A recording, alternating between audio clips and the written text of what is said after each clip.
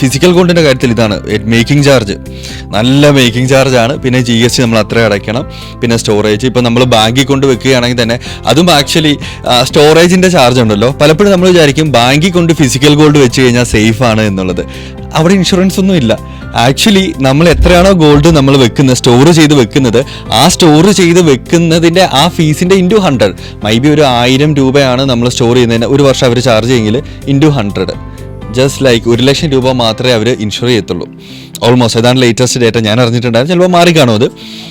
നമ്മൾ 5 ലക്ഷം രൂപയുടെ ഗോൾഡ് വെച്ചാലും 1 ലക്ഷം രൂപ ഇൻഷുറൻസ് ഉള്ളൂ. FDയുടെ കാര്യത്തിൽ ഇത് തന്നെയാണ്.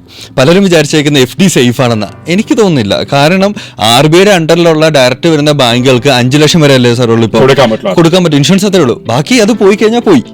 ബാക്കി നമ്മൾ 1 കോടി രൂപ ഇട്ടിട്ടുണ്ടെങ്കിലും അതിനകത്ത് നിന്ന് 5 ലക്ഷം രൂപ മാത്രമേ നമുക്ക് ഇൻഷുറൻസ് കിട്ടത്തുള്ളൂ. ബാക്കി പോയി അല്ലേ? തീർച്ചയായിട്ടും അതെ. കാരണം ഈ ഗോൾഡിന്റെ ഒരു ഇൻവെസ്റ്റ്മെന്റ് വെച്ചാൽ നമുക്ക് അതിന്റെ ഒരു ഏറ്റവും വലിയ പ്രത്യേകത വെച്ചാൽ ലിക്വിഡിറ്റിയാണ്. Investments in securities markets are subject to market risks. Read all the related documents carefully before investing.